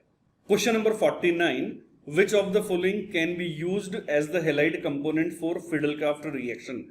कौन सा हेलाइड ऐसा है जो फिडेलक्राफ्ट रिएक्शन में आप यूटिलाइज कर सकते हैं। ध्यान से देखिए, क्लोरोइथीन, स्ट्रक्चर लिख के बताता हूं, क्लोरोइथीन, हाँ सही सोच रहे हो, partial double bond character, yes. Chlorobenzene, यानी यहां पर भी partial double bond character. Bromobenzene, यानी यहां पर भी पार्शियल डबल बॉन्ड करेक्टर। और यहां पर ऑप्शन नंबर 2 में आपको दिया हुआ है आइसोप्रोपाइल क्लोराइड, और आइसोप्रोपाइल क्लोराइड में तो कोई पार्शियल डबल बॉन्ड करेक्टर नहीं है, सिंगल बॉन्ड है, और सिंगल बॉन्ड है तो ये आसानी से टूटेगा और फिडेलक्राफ्ट रिएक्शन के लिए एक इलेक्ट्रोफाइल प्रोड्यूस करके दे देगा। तो दैट्स वाई इसका जो आंसर है ये ऑप्शन नंबर 2 सही रहेगा। क्वेश्चन नंबर 50, वैसे तो नाइट्रोजन कंटेनिंग कंपाउंड्स में भी आ सकता था, लेकिन बच्चों जो रिएजेंट आप लोग बेंजीन टोल्यूइन में पढ़ लेते हैं लगभग वही रिएजेंट आगे भी काम आते हैं, शायद इसीलिए ये क्वेश्चन हमने यहाँ पर कंसीडर कर रखा है। तो आइए सॉल्व करते हैं। आपके सामने है फिडेलक्राफ्ट एसिटाइलेशन, और आपके सामने एक ऐसा सबस्ट्रेट दिया हुआ है जिसमें 2-2 बेंजीन रिंग है। तो आप जानते हैं कि कहां से इलेक्ट्रोफाइल रिएक्शन करेगा, या यूं कहूं कि कहां पर अटैक करेगा, तो जहां पर +M वाली रिंग है। सोचिएगा, यहां पर तो इलेक्ट्रॉन विड्रॉइंग ग्रुप है और यहां पर एक्टिवेटिंग ग्रुप है, तो रिएक्टिविटी किसकी ज्यादा, राइट साइड वाली रिंग की, तो वहीं पर आप फिडेलक्राफ्ट रिएक्शन करवाइएगा। तो जो आंसर नंबर ए है, पहले तो अपन उसको लिखें, जंप नहीं करना है, बिल्कुल स्टेप बाय स्टेप चलना है। तो जो आंसर नंबर ए है पहले तो अपन इसको लिखें, तो इस आंसर नंबर ए के अंदर राइट वाली जो रिंग है इस पर एसिटाइल ग्रुप आ जाएगा, CuCH3 आ जाएगा। अब इसके बाद आपको बोला जा रहा है कि यार इसमें ब्रोमिनेशन करा दीजिए। ब्रोमिनेशन बच्चों वापस से ESR है। अब ESR है तो अगेन ध्यान से आप देखें, इस पर केवल CO ग्रुप जुड़ा हुआ है यानी डीएक्टिवेटिंग, लेकिन इस पर डीएक्टिवेटिंग के साथ साथ एक्टिवेटिंग ग्रुप भी जुड़ा हुआ है, तो मेरे ख्याल से इसी पर ESR करवा दें। इस पे कहां करवाएं, तो ऑब्वियसली बात है एक्टिवेटिंग के हिसाब से, और एक्टिवेटिंग का पैरा तो पॉसिबल नहीं है लेकिन ऑर्थो पॉसिबल है, तो बस इसी के ऑर्थो पर Br पॉजिटिव आएगा और वही आपका फाइनल आंसर माना जाएगा। तो इसको मैं लिख देता हूं answer number B for this. तो आराम से देख लीजिए बच्चों, ये आपको मेरे ख्याल से नजर आ चुका है ऑप्शन नंबर 1 में, तो वही आंसर यहां पर सही माना जाएगा। क्वेश्चन नंबर 51, इसके अंदर बच्चों 3 स्टेप्स आपको दे रखे हैं एक एल्कीन के रेस्पेक्ट में, और फाइनली जो आंसर है वो आपको बताना है। अगर मैं इन दोनों स्टेप्स को कंबाइनली बोलूं, जैसा थ्योरीज में हम लोग पढ़ते हैं, तो ये क्या है बच्चों, हाइड्रोबोरेशन ऑक्सीडेशन। और आपको हमने बता रखा है कि किसी भी एल्कीन का अगर आप हाइड्रोबोरेशन ऑक्सीडेशन डायरेक्टली करना चाहें तो उसके अंदर आप एंटी मार्कोनिकॉफ रूल लगाते हुए HOH जोड़ दिया करिए। यानी कि जो आंसर नंबर 2 है अगर उसको मैं डायरेक्टली लिखना चाहूं तो ये कुछ ऐसा बनेगा, CH2 CH2OH। ठीक है ना, ये हो गया स्टेप नंबर 2 के बाद बनने वाला आंसर। अब इसके अंदर एक और स्टेप जोड़ रखी है कि इसके अंदर एसिटिक एनहाइड्रेट मिला दीजिए। तो बच्चों एसिटिक एनहाइड्रेट जब आप मिलाते हैं तो उसके अंदर होता क्या है, NSR होता है और हाइड्रोजन के बदले वो एसिटाइल ग्रुप इंट्रोड्यूस हो जाता है। तो आराम से आप देखिए ऐसा कौन सा ऑप्शन है जिसमें हाइड्रोजन के बदले एसिटाइल ग्रुप इंट्रोड्यूस हो रखा है और स्ट्रक्चर वही है जैसा अपन ऑलरेडी बना चुके हैं। ये ऑप्शन नंबर 4 में है और इसलिए इसका जो आंसर है ये ऑप्शन नंबर 4 होगा। Question number 52, in the following reaction the number of sigma bonds present in the product ए। अब आप सोच रहे होंगे कि सिग्मा बॉन्ड निकालने को बोला जा रहा है, बच्चों जैसा सवाल हो गया। नो डाउट बच्चों जैसा सवाल है, लेकिन reaction should be clear in the mind. तो ध्यान से देखिए बच्चों, प्रोपाइन का रेड हॉट आयरन ट्यूब की प्रेजेंस में रिएक्शन करने को बोला जा रहा है। तो बच्चों ये जो रिएक्शन होती है ये होती है साइक्लिक ट्राइमराइजेशन। अगर एसिटिलीन लिया जाता तब तो आंसर बनता बेंजीन, लेकिन यहां पर मिथाइल एसिटिलीन लिया हुआ है तो इसका ट्राइमराइजेशन होगा और बेंजीन से मिलता जुलता कंपाउंड बनेगा और उस कंपाउंड का नाम होता है ट्राइमिथाइल बेंजीन, या कई बार इसको बोला जाता है मेसिटिलीन। तो ये तो हो जाएगी प्रोडक्ट की स्ट्रक्चर, ठीक है ना। अब इसके अंदर आप काउंट कर लीजिए सिग्मा बॉन्ड, करिए काउंट, है ना। 6 तो रिंग वाले हो जाएंगे, 6 बाहर वाले हो जाएंगे, है ना, चाहे वो CC बॉन्ड हो चाहे CH हो। 12 और 12 के बाद 3 15, 15 + 3 18 और 18 + 3 21। तो इसका जो आंसर है वो अल्टीमेटली 21 होगा। क्वेश्चन नंबर 53, ध्यान से पढ़िए बच्चों। Hydrocarbon A react with bromine by substitution. Okay, तो बेटा अगर आप एल्कीन लेते हैं या एल्काइन लेते हैं और इसमें ब्रोमीन मिलाते हैं तब तो एडिशन होता है। यहां पर तो साफ साफ बता दिया सब्स्टिट्यूशन हो रहा है ना। अब इसके प्रोडक्ट भी बना लेते हैं एक बार जो अल्टीमेटली आपके काम आने ही हैं। तो अगर आप इसका ब्रोमिनेशन करोगे तो क्या बनेगा, CH3Br, और अगर आप इसका ब्रोमिनेशन करोगे तो क्या बनेगा, CH3CH2Br, है ना। ये आधा क्वेश्चन अपन ने यहां पर सॉल्व किया। आगे पढ़ें। Which by Woods reaction is converted to gaseous hydrocarbon containing less than 4 carbon atom. Oh my God, 4 carbon से कम। तो सोचिए कि अगर आप इसमें वुड्स रिएक्शन करवाते हैं तो क्या बनेगा, 4 कार्बन वाला एल्कीन RR, और उसी तरीके से अगर आप इसमें वुड्स रिएक्शन करवाते हैं तो क्या बनेगा RR, लेकिन इसमें 2 कार्बन वाला आंसर बनेगा। तो यहां पर साफ साफ बोला हुआ है कि 4 कार्बन से कम वाला आंसर बनना चाहिए और इसलिए इस क्वेश्चन का जो आंसर है ये ऑप्शन नंबर 1 रहेगा। क्वेश्चन नंबर 54, इसके अंदर बच्चों टोल्यूवीन को टारगेट करते हुए 3 स्टेप्स आपको दे रखे हैं और फाइनली जो एंड प्रोडक्ट है वो आपको पहचानना है कि वो आखिर क्या बनेगा। तो ध्यान से देखिए बच्चों, सबसे पहले आपको बोला हुआ है 3Cl2 विद हाई टेम्परेचर। तो आप समझते हैं कि टोल्यूवीन के अंदर जो मिथाइल वाले तीनों हाइड्रोजन होते हैं ये सब्स्टिट्यूशन कर लेते हैं, और यहां पर तो आपको साफ साफ बता दिया 3 मॉलिक्यूल, तो आप तीनों हाइड्रोजन को रिप्लेस कर दीजिए और क्या बना लीजिए CCl3। तो ये तो हो जाएगा आपका आंसर नंबर ए। अब इस आंसर नंबर ए के बनने के बाद आपको ब्रोमिनेशन करने को बोला जा रहा है। ब्रोमिनेशन जो कि एक प्रकार का ESR है मेटल कैटलिस्ट की प्रेजेंस में, लेकिन यहां पर CCl3 के अकॉर्डिंगली आंसर बनेगा, और CCl3 क्या होता है, मेटा डायरेक्टिंग ग्रुप। तो जो आने वाला Br पॉजिटिव होगा वो मेटा पोजीशन पर आ जाएगा। और इसके बाद आपको बोला हुआ है जिंक प्लस HCl मिलाइए। तो बच्चों जिंक प्लस HCl क्या करेगा, रिडक्शन करेगा, है ना। अब आप बड़े ध्यान से ऑब्जर्व करिएगा कि यार ये तो है सिंगल बॉन्डेड से जुड़े हुए क्लोरीन जो आराम से रिड्यूस हो जाएंगे इस रिएजेंट के द्वारा, लेकिन बच्चों ये है पार्शियल डबल बॉन्ड से जुड़ा हुआ हेलोजन जो बड़ी आसानी से या नॉर्मल कंडीशन पर रिड्यूस नहीं हो पाएगा। यानी कि अगर मैं प्रोडक्ट C की बात करने वाला हूं तो आप केवल और केवल CCl3 को कंप्लीटली रिड्यूस करिए, लेकिन ब्रोमीन को आप अनरिएक्टिव यहां पर मान करके चले।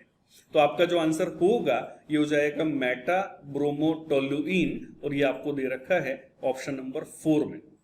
क्वेश्चन नंबर 55, ये बच्चों नीट 2019 में पूछा गया क्वेश्चन है, the most suitable reagent for the given conversion. इसमें ध्यान से आप देखिए, जो एल्काइन है इसका पार्शियल हाइड्रोजनेशन कर रखा है, यानी एल्केन नहीं एल्कीन बना रखा है, और उसमें भी एक बात ध्यान से देखने वाली है कि यहां पर सिस एल्कीन बना रखा है, यानी स्टीरियो स्पेसिफिक रिएक्शन आपके सामने है।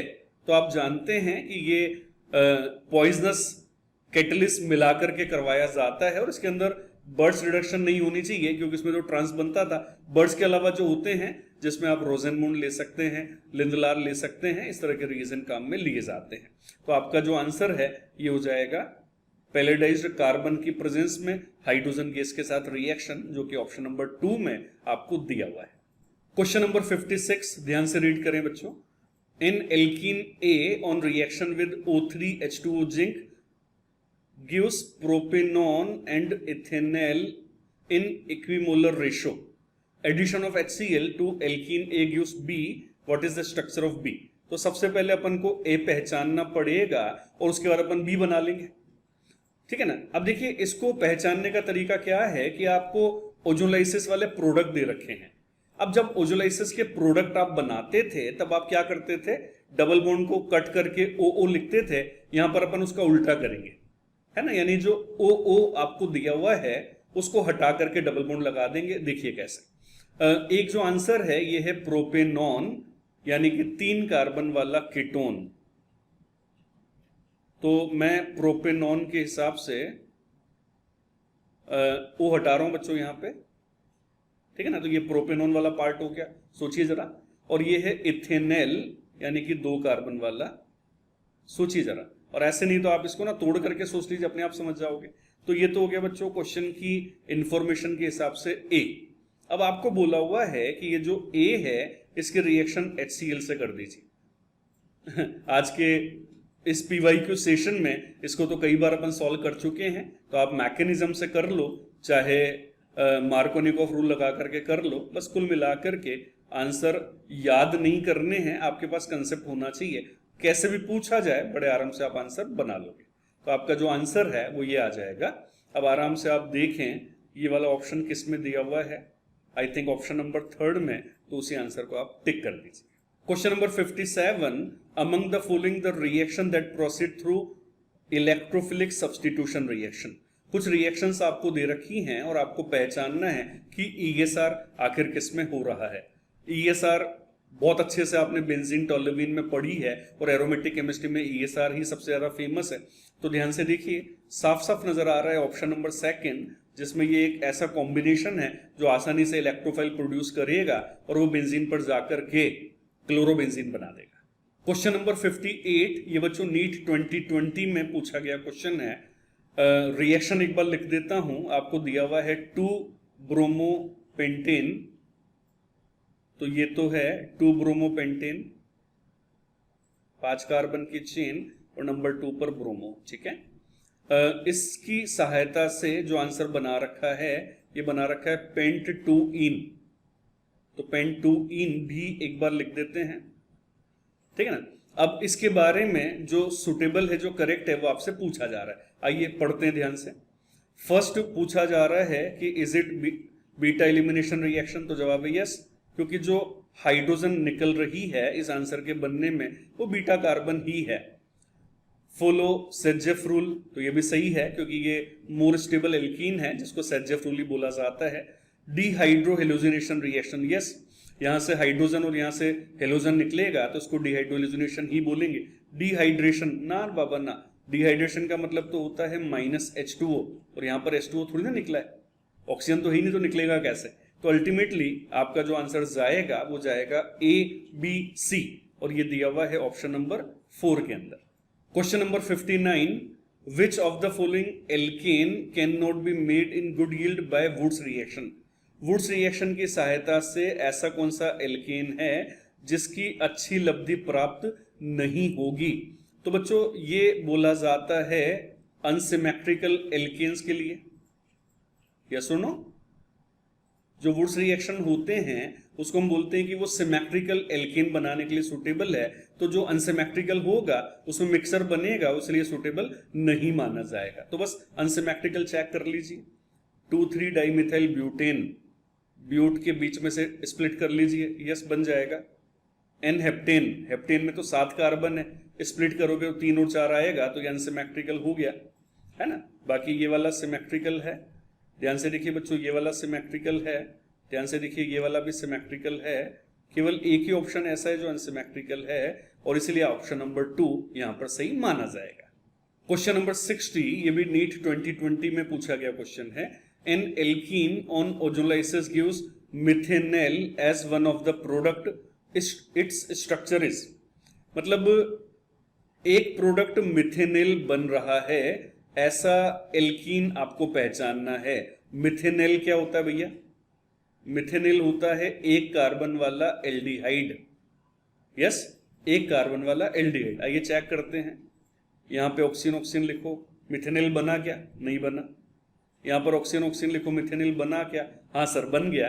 तो बस यही आंसर है ना। वही चीज बच्चों यहां चेक करना और वही चीज यहां पर चेक करना, तो मिथेनॉल बनाने वाला केवल एक ऑप्शन है और वो है ऑप्शन नंबर 2। क्वेश्चन नंबर 61, आपको आइडेंटिफाई करना है प्रोडक्ट नंबर X, ओके, और जो X है ये बन रहा है टोल्यूवीन के क्लोरीनेशन के साथ HNu की प्रेजेंस में, यानी कि फ्री रेडिकल सब्स्टिट्यूशन करते हुए। लेकिन मजेदार बात ये है, नयापन ये इस क्वेश्चन में, कि जो X है उसका जब आप हाइड्रोलाइसिस करोगे तो यहां से एल्डिहाइड बनना जरूरी है। तो आइए ऐसे क्वेश्चन को ऑप्शन से चेक कर लो, ज्यादा अच्छा है। सोचिए कि अगर X ये होता और आप इसका हाइड्रोलाइसिस करते, तो इसके हाइड्रोलाइसिस से तो क्लोरीन के बदले OH आता, तो ये तो अल्कोहल बनाता, तो ये तो आंसर हो नहीं सकता। इसकी अगर बात कर लूं, सपोज मैं इसको X मान करके चल रहा हूं, अब इसका जब आप हाइड्रोलाइसिस करोगे ना, तो जो OH है वो दोनों क्लोरीन के बदले आ जाएगा, क्योंकि दोनों क्लोरीन अल्टीमेट लिविंग ग्रुप है। अरे ये तो जेम डाइऑल बन गया जो कि अनस्टेबल है, और अगर ये अनस्टेबल है तो इसमें से अपन H2O हटाएंगे, और जैसे H2O हटाएंगे तो एग्जैक्टली बेंजील्डिहाइड बनेगा, और बेंजील्डिहाइड ही दे रखा है। तो इसलिए बच्चों इस क्वेश्चन का जो आंसर होगा वो ऑप्शन नंबर 2 सही रहेगा। ऑप्शन नंबर 3 में बच्चों CCl3 है, तो इसके अंदर फाइनली आप पहले तो सब्स्टिट्यूशन कर लोगे, वहां पर ट्राइयोल बनेगा, तो उसमें से H2O हटाओगे तो क्या बन जाएगा? Benzoic acid. क्वेश्चन नंबर 62, ये नीट 2021 में आया हुआ क्वेश्चन है। The major product formed in dehydrohallucination reaction of 2-bromopentane is pent2-ene. This product formation is based on.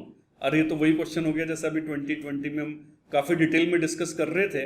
तो बच्चों ये वही एल्कीन है जिसमें अल्फा हाइड्रोजन ज्यादा है, यानी कि स्टेबिलिटी ज्यादा है, और इसको हमेशा सेजफूल से रिलेट किया जाता है। तो दैट्स व्हाई आपका आंसर ऑप्शन नंबर 2 दिया जाएगा।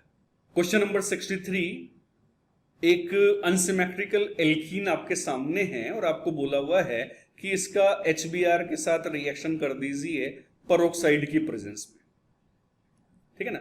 तो बच्चों ऐसे सवाल आप मैकेनिज्म से कर सकते हैं या एंटी मार्कोनिकॉफ रूल से कर सकते हैं। अगर आप मैकेनिज्म से करें तो बस एक छोटी सी बात आप ध्यान रखिएगा कि HBr प्लस पेरोक्साइड के अंदर जो अटैकिंग स्पीसीज होता है वो कौन होता है, Br डॉट, यानी कि रिएक्शन को स्टार्ट करने वाला कौन, Br डॉट। तो जब आप Br डॉट को यहां पर यूटिलाइज करोगे ना तो बच्चों Br डॉट को इस तरह से जोड़ा जाता है कि बनने वाला इंटरमीडिएट ज्यादा से ज्यादा स्टेबल बने। तो अगर Br डॉट को टर्मिनल कार्बन पर जोड़ूंगा तो 2 डिग्री फ्री रेडिकल बनेगा, वो 1 डिग्री वाले से ज्यादा स्टेबल है। तो बस इसी कॉन्सेप्ट को आप दिमाग में रखें या सीधा सीधा एंटी मार्कोनिकॉफ रूल लगा दें तो आपका जो आंसर है फाइनली इस क्वेश्चन में ऑप्शन नंबर 2 आ जाएगा। क्वेश्चन नंबर 64 ध्यान से देखें बच्चों, आपको दिया हुआ है सोडियम प्रोपियोनेट, इसकी रिएक्शन करा रखी है सोडियम हाइड्रोक्साइड प्लस एक मिसिंग रिएजेंट के साथ जो आपको पहचानना है। High temperature is also use, और जो आंसर बना रखा है उस आंसर के अंदर यहां से ये वाला जो पार्ट है ये एलिमिनेट कर रखा है, यानी टेक्निकली अगर बोलूं तो ये क्या है, एक तरह से डीकार्बोक्सिलेशन रिएक्शन, हाँ कि ना, यस और नो।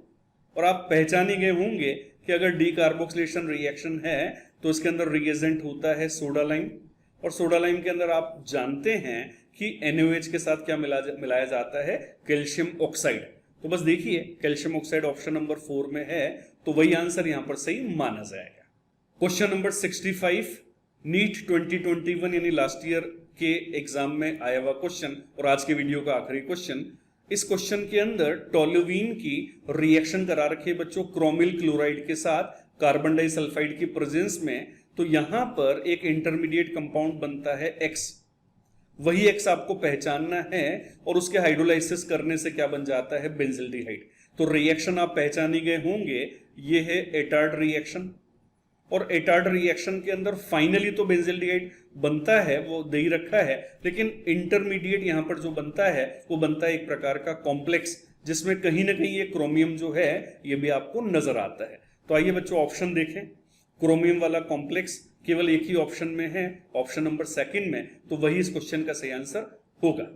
हाँ जी डियर स्टूडेंट्स, तो कैसा लगा आपको ये वीडियो। मैंने आपको स्टार्टिंग में बोला था ना, सारे के सारे क्वेश्चन काफी डिटेल में यहाँ पर आपको समझाए जाएंगे, और अगर आपने पूरा वीडियो देखा है तो काफी कुछ आपको यहाँ पर सीखने को भी जरूर मिला होगा।